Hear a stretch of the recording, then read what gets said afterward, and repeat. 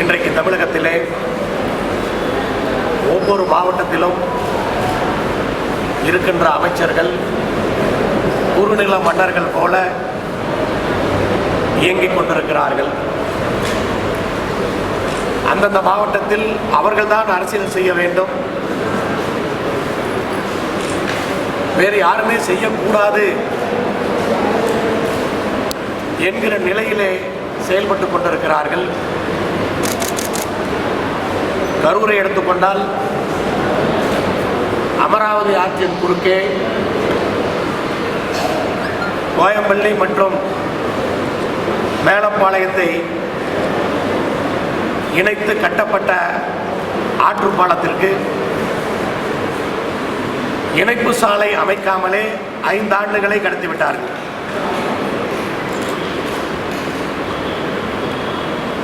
அதே அதிமுகவிலே செந்தில் பாலாஜி அவர்கள் அமைச்சராக இருந்த பொழுது கொண்டு வரப்பட்ட திட்டம், அப்போது ஆற்றிலே பாலம் போடப்பட்டு இணைப்பு சாலை போடாமல் நிறுத்தப்பட்டது. அவர் கொண்டு வந்தார் என்பதற்காக இப்போதைய கரூர் மாவட்ட அமைச்சர் அதனுடைய இணைப்பு சாலையை போடாமலே காலத்தை ஓட்டிவிட்டார். இப்படி யோசிப்பதன் மூலமாக பாதிக்கப்படுவது பொதுமக்கள் தான் என்பதை அவர்கள் புரிந்து கொள்ள வேண்டும். அராஜகமாக அதிகாரமாக நாங்கள் ஆட்சியில் இருக்கிறோம், அமைச்சர்களாக இருக்கிறோம் என்பதற்காக தங்களை தாண்டி எதுவும் நடந்துவிடக் கூடாது என்ற எண்ணத்தில் இருக்கிறார்கள். திராவிட முன்னேற்ற கழகத்தின் சார்பாக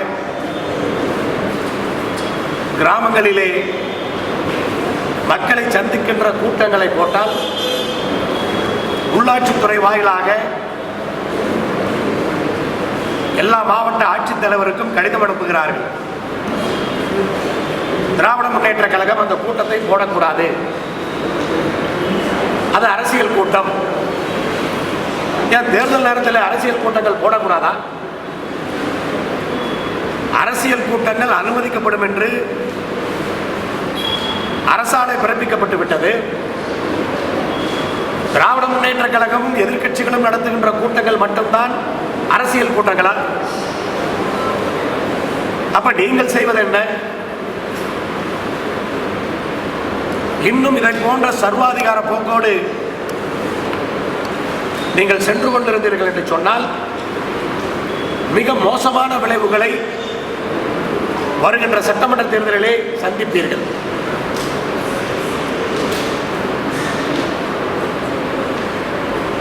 முதலமைச்சர் அவர்கள் நெடுஞ்சாலைத்துறையாக இருந்தாலும் பொதுப்பணித்துறையாக இருந்தாலும் எந்த துறையாக இருந்தாலும் ஒப்பந்தங்கள் ஆன்லைன் மூலமாக போடப்படுகிறது, வெளிப்படையாக இருக்கிறது, அதில் தவறுகளே நடப்பதற்கு வாய்ப்பில்லை என்று பச்சை பொய்யை சொல்லி இருக்கின்றார். எல்லோருக்கும் தெரியும், டெண்டர் ஆன்லைனில் நடந்தாலும் எதில் நடந்தாலும் எல்லா விஷயங்களும் நடக்கிறது, வேண்டியவர்களுக்கு அதை கொடுக்கின்றார்கள் என்பது எல்லோருக்கும் தெரியும். ஆனால் ஒரு முதலமைச்சர் அதை பற்றி பேசாமல் இருந்திருக்கலாம். ஆனால் நடப்பது எல்லோருக்கும் தெரிந்திருந்தும் அது இல்லை என்று ஏதோ பள்ளிக்கூடத்து பிள்ளை சொல்லுவது போல சொல்லுவது என்பது மக்களை அவ்வளவு ஏமாளிகளாக நினைக்கிறார்களா என்ற சந்தேகத்தை எழுப்பி இருக்கின்றது.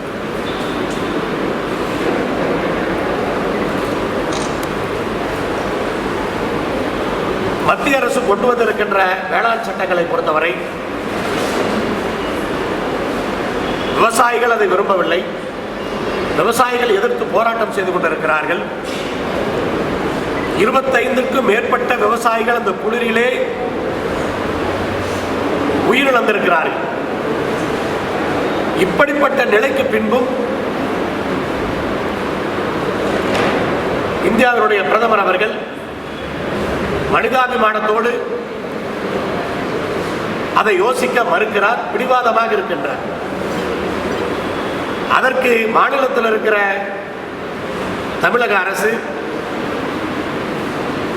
ஆதரவாக இருக்கிறது என்பது, விவசாயிகளுக்கு எதிராக இருக்கிறது என்பது வேதனையாக இருக்கிறது.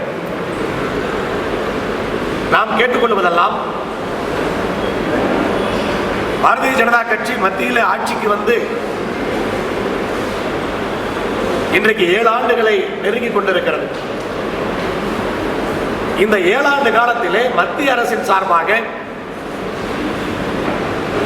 என்ன திட்டங்கள் வெற்றிகரமாக மக்களுக்கு உதவியாக வந்திருக்கிறது? நாட்டினுடைய பொருளாதாரத்தை முழுமையாக அளித்தது பண மதிப்பிழப்பு நடவடிக்கையும் ஜிஎஸ்டியும். இந்தியாவுடைய பொருளாதாரம் கொரோனாவால் விழவில்லை, அதை முதலில் புரிந்து கொள்ள வேண்டும். கொரோனா தாக்கத்தால் பொருளாதாரம் மற்ற நாடுகளிலே விழுந்திருக்கலாம். ஆனால் இந்தியாவை பொறுத்தவரை இந்த 7 ஆண்டுகளாக பொருளாதாரத்தை பற்றி கவலையே படாமல் இந்த அரசு இருக்கின்ற காரணத்தினால் இன்றைக்கு பொருளாதார வீழ்ச்சியை இந்தியா சந்தித்திருக்கிறது. கொரோனா வரவில்லை என்றாலும் இதைவிட மோசமாகத்தான் பொருளாதாரம் இருந்திருக்கும். இந்த கொரோனாவை காரணம் காட்டி இவர்கள் தப்பிக்க முடியாது. நாட்டினுடைய பொருளாதாரம் சரிந்து கொண்டிருக்கிறது என்பதை பற்றி கவலையே படாமல் இருக்கிறார்கள். நாட்டினுடைய பொருளாதாரம் சரிந்து கொண்டிருப்பதற்கு டீசல் விலை ஒரு முக்கிய காரணம். அதையெல்லாம் இவர்கள் பொருட்படுத்துவதாக தெரியவில்லை. பாரதிய ஜனதா கட்சியுடைய துணைத் தலைவர் அன்பு சகோதரர் அண்ணாமலை சொல்லுகின்றார், பெட்ரோல் டீசல் விலை ஏறுவதால் மக்களுக்கு பாதிப்பில்லை. எப்படி சிரிப்பது என்று தெரியவில்லை. இத்தனை பிரச்சனைகளுக்கும் அதுதான் காரணம். 40 ரூபாய்க்கு பெட்ரோலை இன்றைக்கு விற்க முடியும். 87 ரூபாய்க்கு இன்றைக்கு பெட்ரோலை விற்கின்றார்கள். அதனால் யாருக்கும் பாதிப்பில்லை என்று அந்த கட்சியினுடைய மாநில துணைத் தலைவர் சொல்லுகிறார் என்று சொன்னால் எப்படி புரிதல் இருக்கிறது என்பது பயமாக இருக்கிறது. மொத்தத்திலே பொருளாதாரத்தை மீட்டெடுக்க வேண்டிய எந்த ஒரு நடவடிக்கையும் எடுக்கப்படவில்லை. இவர்கள் தெரியாமல் எடுக்காமல் இருக்கிறார்களா அல்லது தெரிந்தும் எடுக்காமல் இருக்கிறார்களா அல்லது பிரதமர் மோடி அவர்களுக்கு ராசி இல்லையா? புரியாமல் மக்கள் தவித்துக் கொண்டிருக்கிறார்கள். மரியாதைக்குரிய நரசிம்மராவ் காலத்திலிருந்து வாஜ்பாய் காலம் தொடர்ந்து மன்மோகன் சிங் காலம் வரை இந்தியாவுடைய பொருளாதாரம் உயர்ந்து கொண்டே இருந்தது. மக்கள் கையில பணப்புழக்கம் இருந்தது. இப்படிப்பட்ட ஒரு பிரச்சனையை நாம் சந்திக்கவில்லை. இன்னும் மோசமான நிலைமைகளை நோக்கி இந்தியா சென்று கொண்டிருக்கிறது என்பதுதான் பயமாக இருக்கிறது. யார் கையிலும் பணம் இல்லை, எந்த தொழிலும் நன்றாக இல்லை. இனி வருகின்ற காலம் இன்னும் மோசமாக இருக்கும். மத்திய அரசு இதை புரிந்து கொள்வதாகவே இல்லை. அயோத்தியிலே கோயில் கட்டலாம், மரியாதைக்குரிய பட்டேல் அவர்களுக்கு சிலை வைக்கலாம், சீனாவினுடைய அதிபரை மகாபலிபுரத்துக்கு அழைத்து வந்து நிகழ்ச்சிகள் நடத்தலாம், அமெரிக்காவுடைய அதிபர் ட்ரம்ப் அவர்களை குஜராத்திற்கு அழைத்து வந்து நிகழ்ச்சிகளை நடத்தலாம். ஆனால் மக்களுக்கு என்ன பயன்? இதனால் மக்களுக்கு என்ன பயன் சொல்ல முடியுமா? ட்ரம்ப் குஜராத் வந்ததால் இந்தியாவுக்கு என்ன பயன்? அல்லது சீன அதிபர் மகாபலிபுரம் வந்ததால் இந்தியாவுக்கு என்ன பயன்? உங்களுடைய விளம்பரத்துக்கு அதை பயன்படுத்திக் கொண்டீர்கள். இன்னும் விழித்துக் கொள்ளவில்லை என்று சொன்னால் இந்த நாட்டு மக்களை யாரும் காப்பாற்ற முடியாது.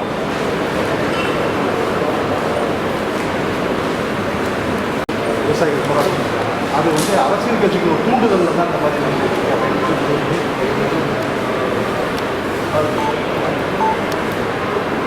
மத்திய அரசை பொறுத்தவரை விவசாயிகளுடைய பிரச்சனையை தீர்க்காமல், அதற்கான தீர்வை காணாமல் அவருடைய போராட்டத்தை கொச்சைப்படுத்திக் கொண்டிருக்கிறார்கள். ஒரு அமைச்சர் இது விவசாயிகள் அல்ல, அரசியல் கட்சிகளுடைய தூண்டுதல் என்கிறார். இன்னொரு அமைச்சர் இதுவெல்லாம் விவசாயிகள் அல்ல, இது தரகர்கள் என்கிறார். இன்னொரு அமைச்சர் தீவிரவாதிகள் உள்ளே நுழைந்து விட்டார்கள் என்று சொல்லுகிறார். இன்னொரு அமைச்சர் இது பாகிஸ்தான் இந்த போராட்டத்தை நடத்துகிறது என்று சொல்லுகிறார். இப்படி அந்த போராட்டத்தை அதனுடைய உண்மை தன்மையை உணராமல் குளிரிலே ஒரு மாத காலமாக போராடி கொண்டிருக்கிற விவசாயிகளை கொச்சைப்படுத்துவதை வன்மையாக கண்டிக்கிறோம்.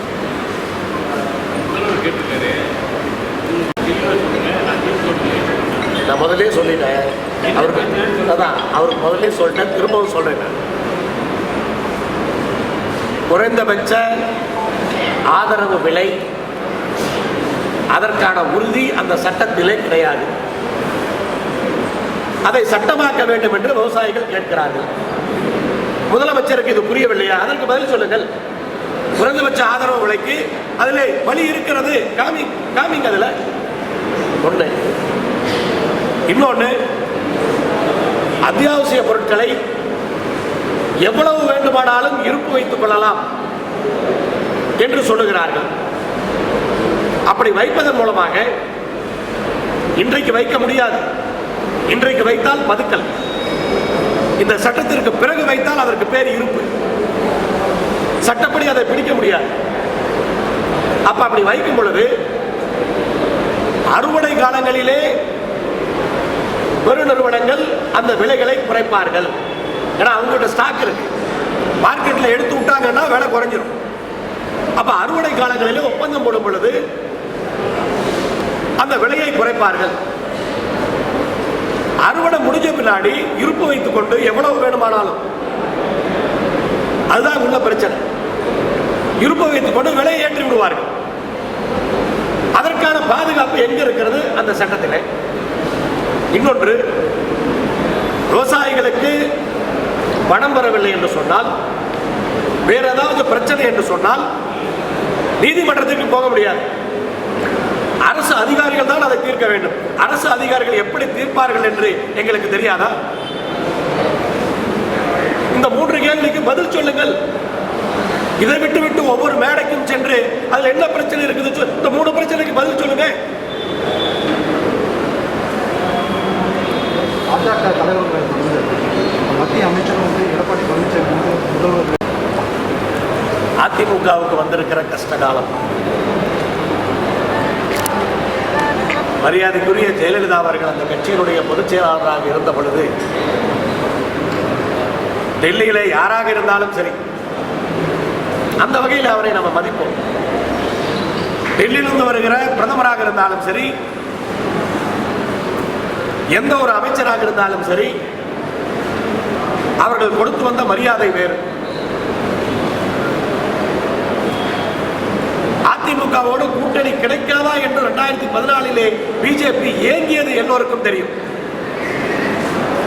அதற்கு பிறகு ஜெயலலிதா அவர்கள் மோடியா லேடியா என்று சென்றார். ஆனால் இன்றைக்கு முதலமைச்சரும் துணை முதலமைச்சரும் அரசு விழாவிலே பிஜேபியோடு கூட்டணி என்று கெஞ்சாத குறையாக பேசுகிறார்கள்.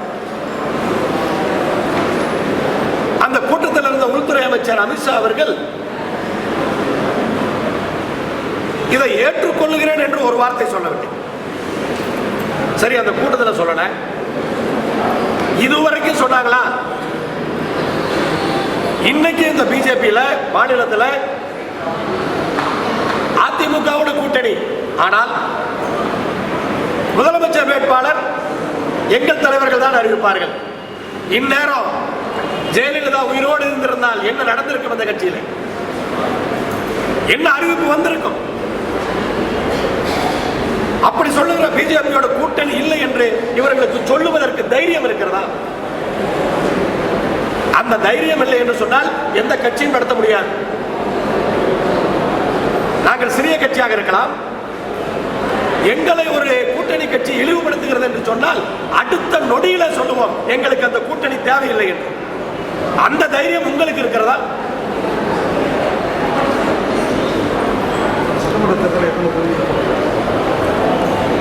சட்டமன்ற தேர்தலுக்கான கூட்டணி பேச்சுவார்த்தைகள் எல்லாம் இன்னும் துவக்கப்படவில்லை. தொகுதிகள் எண்ணிக்கை எல்லாம் இன்னும் கால அவகாசம் இருக்கிறது. அந்த நேரத்திலே அது சரியாக தெரியும்.